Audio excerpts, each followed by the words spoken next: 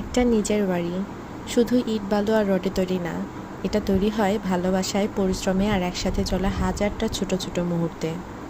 আমাদের গ্রামের নতুন বাড়িটার জন্য দরকারি জিনিসপত্র, দরজা, গেট, গ্রিল, কল, লক সব কিছুই আম্মু আব্বু নিজের হাতে ঢাকা থেকে কিনে নিয়ে যাচ্ছেন।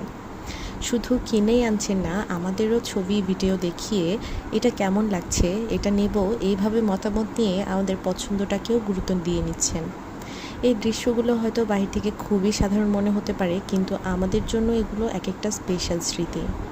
আমাদের স্বপ্নের ঘরের ইট কাঠের ভেতরে জমে থাকা ভালোবাসার গল্প।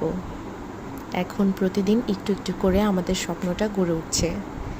ইট পাথরের বাহিরে এই ঘরের প্রতিটা কোণ যেন বাবা মায়ের স্নেহ এবং আমাদের পরিবারে একসাথে পথ চলার প্রমাণ।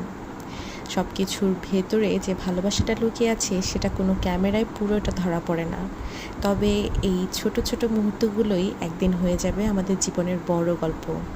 আর তাই তো এই ঘর শুধু থাকার জন্য না, এটা আমাদের পরিবার, আমাদের আত্মার ঠিকানা।